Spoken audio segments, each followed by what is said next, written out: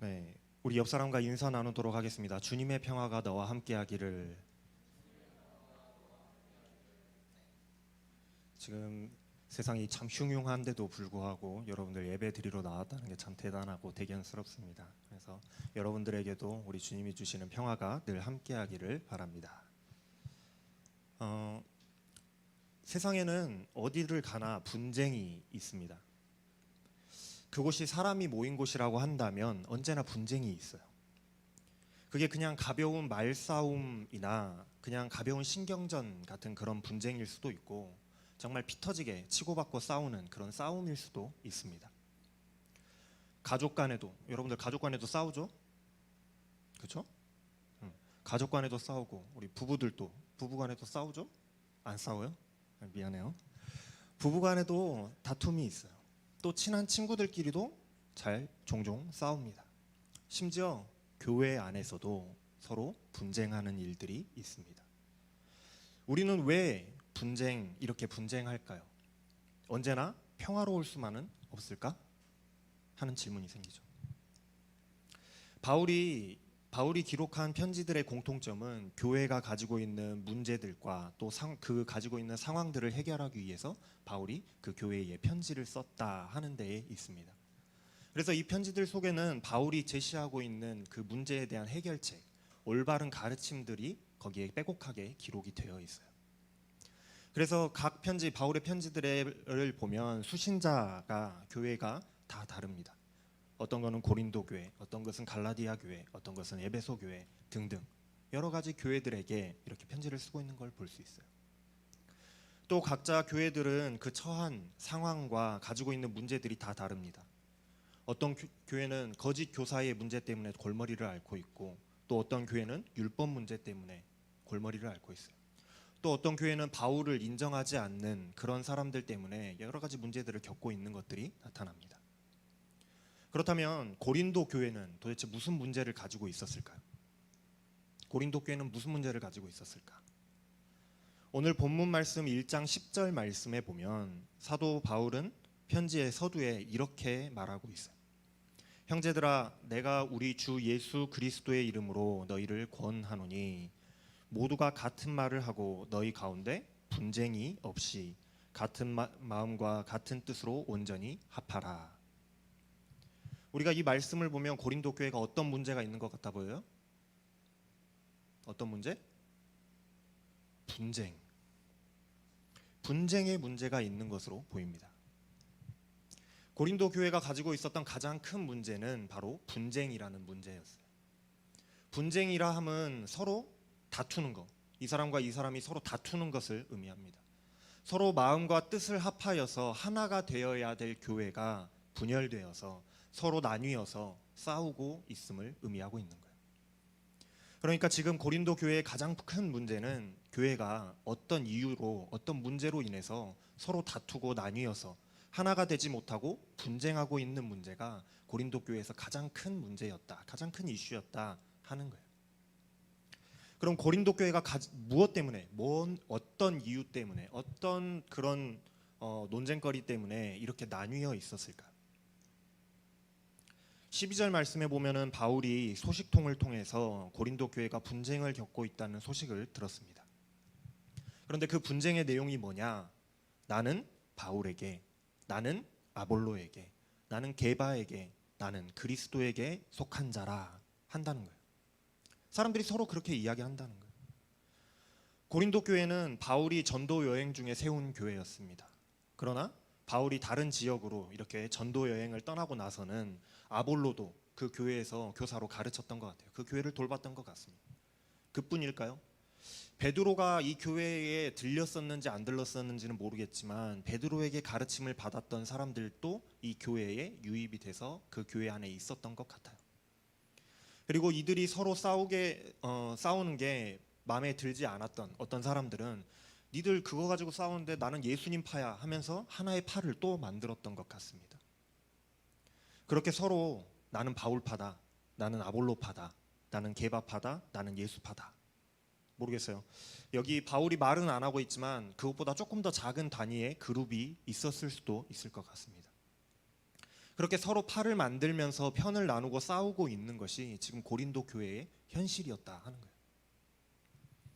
서로 팔을 만들고 서로 싸우고 있는 이것이, 지금 그렇게 싸우고 있는 것이 무엇을 이야기할 것 같아요? 뭘 이야기하고 있을까요? 그건 바로 서로가 지금 경쟁을 하고 있다라는 거예요. 서로가 팔을 만들고 서로 싸우는 것은 경쟁을 하고 있다는 겁니다. 도대체 왜 그런 걸로 나는 바울파다, 나는 아볼로파다, 나는 게바파다 하면서 왜 그런 걸로 경쟁을 할까? 우리는 좀 이해가 안 돼요. 그런데 이것을 이해하려면 당시의 문화를 조금 이해하면 도움이 됩니다.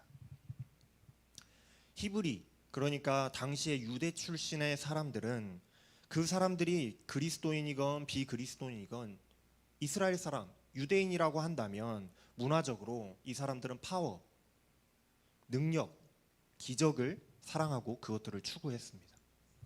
그래서 복음서에도 보면 예수님을 사람들이 막 쫓아다니죠. 예수님을 사람들이 쫓아다닙니다. 그런데 예수님의 말씀을 보고 예수님께서 들려주시는 이야기를 듣고 쫓아다니는 것이 아니라 예수님이 행하시는 기적을 보고 사람들이 예수님을 쫓아다녔어요. 그래서 성경 말씀에 보면은 예수님께 사람들이 요구하는 것들이 예수님께 표적을 보여주십시오 하고 요청하는 이야기들이 너무 많이 나와요. 이 표적이 뭐냐? 능력이거든. 예수님 행하시는 기적을 보여달라는 거거든. 하나님의 기적을 보여주십시오. 그럼 우리가 믿겠습니다 하는 거예요. 유대인들은 그렇게 기적을 쫓아다녔습니다. 예수님의 제자들을 보고도 그들이 행하는 기적을 보고 사람들이 쫓아다녔어요. 왜냐하면 유대인들은 문화적으로 그 권능과 능력, 기적을 사랑했기 때문이에요. 반대로 또 헬라인이라는 이 사람들이 교회 안에 있었어요. 헬라는 그리스를 이야기합니다. 그리스 문화권의 사람들은 유대인들과는 조금 달라요.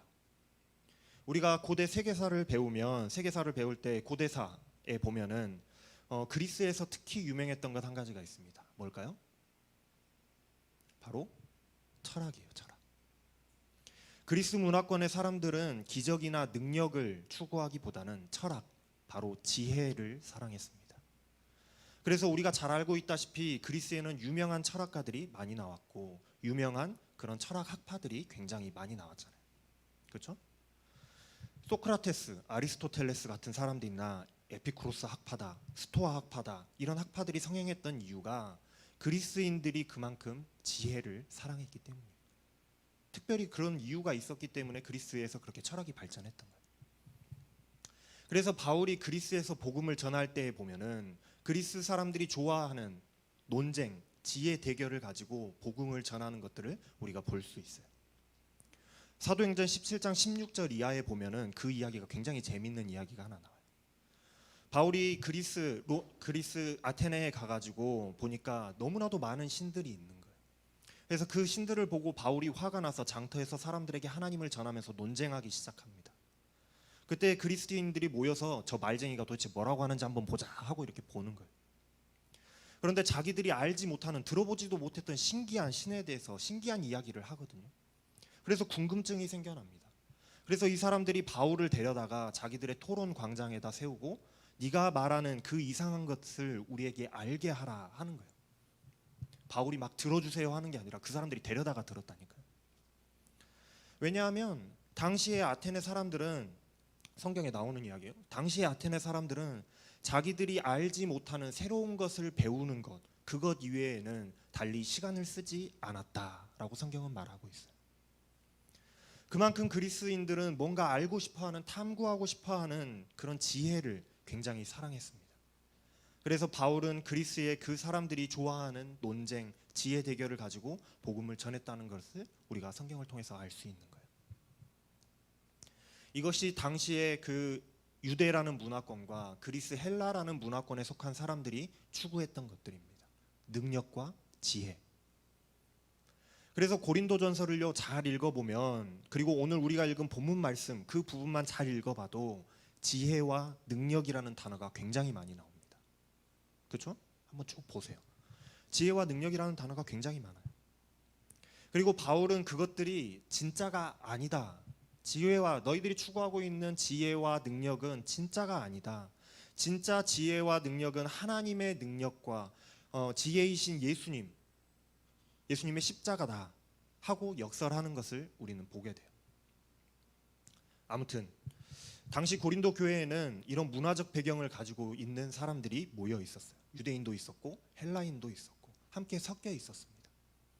다른 말로 하면은 고린도 교회 안에 있는 사람들은 지혜와 능력을 추구하는 사람들이 지금 모여서 안에 섞여 있었다 하는 거예요.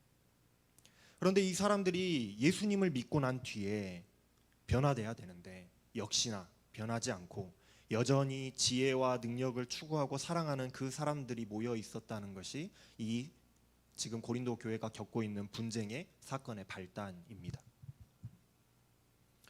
교회 안에 모인 성도들은 각각 다양한 사도들로부터 가르침을 받았어요.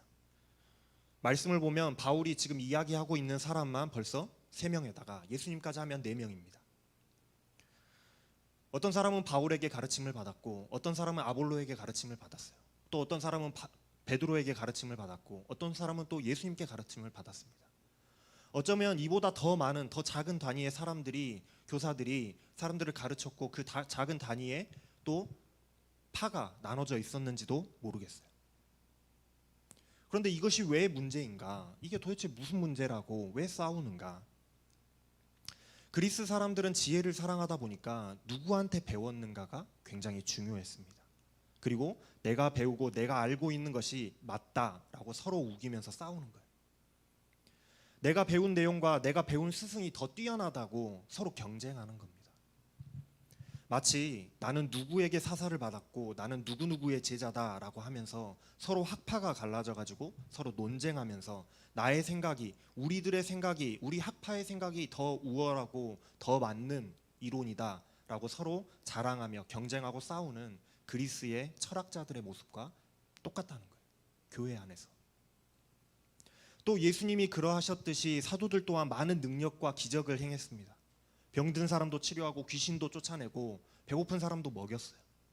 이런 능력이 그리스인들에게는 흥미거리가 아니지만 유대인들에게는 굉장히 유대인 같은 경우에는 그런 기적과 권능이 자기들이 너무나도 좋아하는, 자기들이 추구하는 것이기 때문에 더 많은 능력, 더 뛰어난 기적을 행한 그런 사도를, 교사를 추종하고 자랑하기를 좋아했다라는 거예요.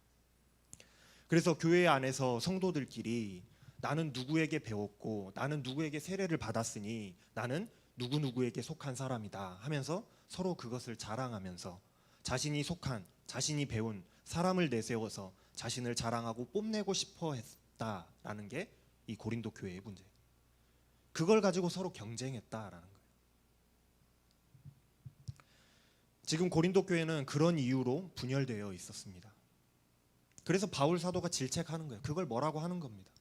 어찌 그리스도가 나뉘어 있단 말이냐. 나 바울이 너희를 위해서 십자가에 못 박혀서 죽은 것도 아니고 나 바울이 나의 이름으로 너희들에게 세례를 준 것도 아닌데 왜 그리스도를 믿는 한 형제, 한 자매들이 왜 다른 사람들의 이름을 가지고 서로 나뉘어 있단 말인가 하고 질책하는 거예요. 그래서 바울은 내가 다른 사람에게 세례를 주지 않은 것이 천만다행이다라고 이야기하는 거예요.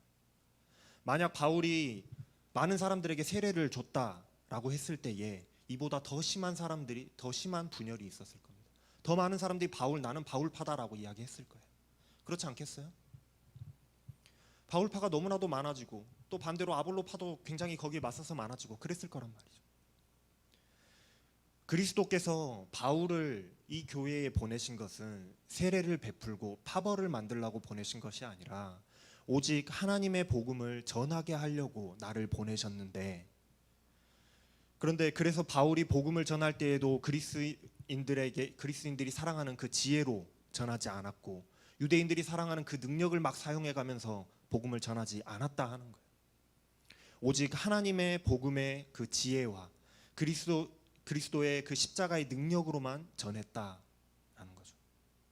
왜냐하면 내가 그렇게 전했던 이유가 뭐냐 하면 하찮은 자신의 그 지혜와 능력이 사람들의 눈을 가리고 하나님의 복음과 그리스도의 십자가를 헛되게 만들까 봐서 내가 그렇게 했다라는 거예요.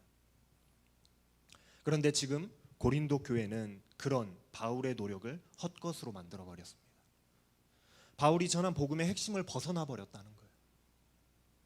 아까 전에 잠깐 언급했습니다만 그리스인들이 사랑하고 있는 그 지혜, 유대인들이 사랑하고 자랑하는 그 능력, 바울은 그 세상의 지혜와 능력, 지금 고린도 교회가 다투고 있는 그것들을 중요한 것이 아니다라고, 그것들은 진짜가 아니라고 말하고 있잖아요. 그러면서 하나님의 능력과 하나님의 지혜만이 진짜다. 그게 뭐냐? 바로 예수 그리스도의 십자가다라고 말하고 있는 거예요. 그 말씀이 지금 18절에서 31절까지의 말씀에 나옵니다. 18절, 여러분들 성경의 18절 위쪽에 챕터의 제목을 한번 보세요. 제목부터가 벌써 하나님의 능력과 지혜이신 그리스도라고 되어 있죠. 십자가의 도, 여기서 도라는 것은 지혜를 이야기해요. 십자가의 길이 무엇인가를 알려주는 그 지혜를 이야기합니다. 이 십자가를 아는 지혜는 세상 사람들이 보기에는 미련한 것처럼 보여요. 멍청한 것처럼 보입니다. 그러나 구원을 받은 우리에게는 그 미련해 보이는 지혜가 바로 능력이 되는 것이라고 말씀하고 있어요. 그래서 하나님께서는 세상의 지혜를 멸하시고 총명을 폐하시겠다고 하십니다. 왜냐하면 그것들이 진짜 지혜가 아니기 때문에 그래요. 지혜 있는 사람들이 어디 있겠어요? 선비? 다시 말하면 학자라고 하는 사람들이 어디 있겠습니까? 변론가? 이론가? 그런 사람들이 어디 있겠어요? 세상이 말하는 모든 지혜 있다라고 하는 사람들이 하나님 앞에서는 지혜 없는 사람, 그것들이 다 헛것이라는 겁니다. 내가 지혜 있다고 자랑해봤자 하나님 앞에서는 아무것도 아니라는 거예요. 세상의 지혜로는 하나님의 놀라운 지혜를 알 수조차 없고, 하나님께서는 사람들의 미련한 것, 사람들이 미련하다고 이야기하는 그 복음 전도, 사람들에게 전한 그 복음 전도로 지혜로 우리를 구원하신다는 거예요. 사람들은 미련한 것이라고 이야기했는데 그걸 가지고 우리를 구원하시는 능력으로 나타내신다는 겁니다. 22절 말씀을 한번 보세요. 유대인은 표적, 기적, 능력, 그 능력을 구하고 헬라인은 지혜를 찾는다라고 바울이 이야기하고 있잖아요. 바울이 아까 말했던 그 문화권에 대해서 이야기를 하고 있는 거예요. 그러나 우리는 십자가에 못 박힌 그리스도를 전한다. 바울은 그렇게 이야기하고 있어요. 왜냐하면 십자가에 못 박히신 그리스도가 바로 너희들이 찾고 있는 그 진짜 지혜이고 그 진짜 하나님의 능력이기 때문입니다. 그러니 다른 곳에서 지혜와 능력을 찾지 말고 다시 복음의 핵심, 십자가의 그리스도께 돌아오라 하는 것이 바울의 가르침인 거예요. 다시 돌아오라는 거예요. 십자가에 못 박힌 그리스도가 유대인에게는 불편한 겁니다. 왜냐하면 능력 있는, 그 능력이 있어야 되는데, 우리가 믿는 하나님은 당연히 능력이 있으셔야 되는데, 능력 있는 하나님께서 십자가에 못 박혀 죽었다는 건 능력이 없다는 거거든요. 그래서 유대인들이 그렇게 이야기하잖아요. 네가 진짜 하나님의 아들이면 내려와 봐라 그러잖아요. 십자가에서 내려와 봐라. 그런 이야기예요. 십자가에 하나님께서 능력이 있으시다면 못 박혀 죽을 수가 없는데, 하나님께서 못 박혔다는 건 능력이 없다는 것을 나타내기 때문에 유대인들에게는 그것이 너무나도 받아들이기 불편한 이야기인 겁니다. 자랑하기도 창피한 거예요. 이방인에게 십자가는 미련한 겁니다. 왜냐하면 논리적으로, 인간적인 상식으로 십자가에 못 박힌 자가 남을 구원하고 살린다는 것은 논리적으로 이치에 맞지 않는 이야기이기 때문에, 그리스인들의 생각으로, 지혜로는 그것이 이치에 맞지 않는 이야기이기 때문에, 논리적이지 않기 때문에 어디 가서 자랑하기가 어렵습니다. 이런 소리 어디 가서 했다가는 헛소리 한다고 놀림받을 것이 뻔하기 때문이에요. 그러나 부르심을 받은 자들, 우리들에게는 그 사람이 헬라 문화권에 있는 그리스인이건 유대 문화권에 있는 유대인이건 상관없이 그리스도는, 십자가는 하나님의 능력이고 하나님의 지혜인 것입니다. 그러니 그리스도인들이 자랑할 것은 십자가밖에 없다라는 거예요. 그리스도인이 되었고 그토록 사랑하는 지혜와 능력을 바로 여기에서 발견하게 되었다면, 그럼 참 지혜와 능력을 발견했으니 그것밖에는 자랑할 것이 없겠잖아요. 그렇죠? 예수 그리스도밖에는 자랑할 것이 없다는 거예요. 그것밖에는 없는 겁니다. 그것만을 자랑하게 되는 거예요. 다른 것을 자랑하느라 서로 분쟁하지 말라는 겁니다. 너희들 지금 쓸데없는 거 가지고 분쟁하고 있어. 그게 중요한 게 아니야. 우리가 자랑해야 될 건 그리스도의 십자가야 라고 말하고 있는 거예요. 하나님이요, 아무리 어리석다고 한들 사람보다 지혜로우시고 하나님이 아무리 약하다고 하신들 사람보다 강하십니다. 하나님께서 우리를 부르신 것을 보면 너무나도 잘 알 수 있어요. 우리들 중에서 지혜롭다 하는 사람이 많지 않습니다. 우리들 중에서 능력 있다고 하는 사람이 많지 않아요. 우리들 중에서 학벌이 좋고 집안이 뛰어난 출신이 좋은 사람들이 많지 않습니다. 그러나 하나님께서는 그런 부족한 우리들을 택하셔서 지혜 있다고 스스로 자랑하고 능력 있다고 자랑하며 나는 좋은 집안 출신이라고, 나는 학벌이 좋다고 자랑하는 그 사람들을 부끄럽게 만드신다는 거예요. 하나님께서는 그런 연약하고 부족한 우리들을 택하시고 자녀 삼으신 이유가 스스로 자랑하는 사람들에게 아무 소리 못하게 만들려고, 찍소리 못하게 만들려고 그렇게 계획하신 것이라는 겁니다. 어느 누구도 하나님 앞에서 나 잘났다고 자랑하지 못하도록 하기 위해서요. 바울의 결론은 이것입니다. 우리는 하나님으로부터 나서 예수 그리스도 안에 있습니다. 모두 그리스도인이 됐어요.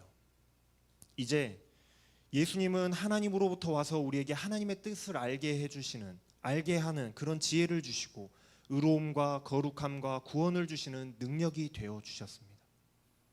그러니 우리가 예수를 통하여서 하나님의 참 지혜와 능력을 얻게 됐으니까 자랑하려면 이제는 내가 누구누구에게 세례를 받고 가르침을 받고 누구누구의 사람이다, 나의 출신과 나의 지혜와 능력을 자랑하지 말고 예수 그리스도 안에서 하나님의 참 능력과 하나님의 참 지혜를, 하나님의 참 지혜와 참 능력이 되시는 바로 예수 그리스도를 자랑하라 하는 것이 바울의 오늘 가르침입니다.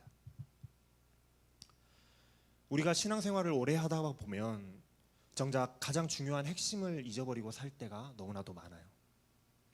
너무나도 당연한 거라서, 너무나도 익숙한 거라서. 이유야 어떠했든지 간에 처음 믿음의 그 핵심을 우리가 잊어버리고 살아갈 때가 많은 것 같아요. 그때에 우리가 처음 믿음의 핵심을 잊어버리고 살 때에 우리 신앙에는 문제가 찾아옵니다. 우리는 믿음의 사람이다, 우리는 그리스도인이다 말하며 우리는 교회 안에서 살아가고 있지만은 우리의 모습 속에서는 아직도 많은 그런 분열과 다툼의 문제들이 일어나는 것을 보게 돼요. 우리가 처음 하나로 모일 때 어떤 믿음과 어떠한 마음으로 모였습니까? 우리가 처음 그리스도인이 됐을 때, 우리가 처음 교회라는 곳에 나오게 됐을 때 어떠한 믿음, 어떠한 마음으로 나왔어요? 모두가 다 예수 그리스도를 믿는 형제요, 한 자매요, 한 형제된 하나의 공동체로 우리가 모인 거 아니겠어요? 그런데 시간이 지나면서 너무나도 당연한 것들이라, 그건 너무나도 당연한 것들이라 그 중요한 핵심과 그 구심점을 우리가 잊어버리고 살았던 것을 되돌아봐야 됩니다. 한번 돌아봐야 돼요. 나의 지혜와 나의 능력을 자랑하고 나의 신앙과 나의 신앙의 연차와 나의 직분을 자랑하지는 않았는지 나를 한번 점검해 봐야 된다는 겁니다. 다른 것도 아니고 교회 안에서 내가 그러지는 않았었는지, 과연 지금 나의 모습이 내가 처음 주님을 믿기로 시작했을 때보다 지금 성장한 신앙의 모습인지, 아니면 연차는 굉장히 많이 되었고 늘어났지만 나의 신앙은 오히려 후퇴한 것은 아닌지 한번 돌아봐야 된다는 겁니다. 우리는 다 그리스도인들입니다. 하나님 앞에서는 나의 능력이 뛰어나다고 자랑할 것도 없고 나의 지혜가 뛰어나다고 자랑할 것 또한 없습니다.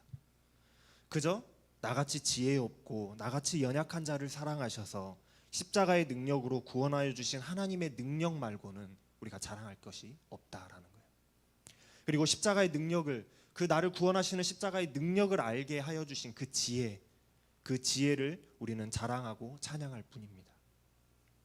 우리가 그 사실을 진정으로 믿고 따르는, 정말로 믿는 그리스도인들이라고 한다면 바울의 가르침과 같이 예수 그리스도의 십자가 이외에는 다른 것을 아무것도 자랑하지 못할 거예요. 그렇죠? 우리가 온전히 하나님의 그 지혜와 능력을 자랑할 때에 교회는 분열하지 않을 줄로 믿습니다. 서로 한 마음 한 뜻이 될 줄로 믿습니다. 서로 한 마음 한 뜻이 된 그런 완벽한 하나된 공동체가 될 줄로 믿습니다. 그것이 바로 건강한 교회고, 그것이 바로 건강한 성도고, 그것이 바로 건강한 공동체의 모습입니다.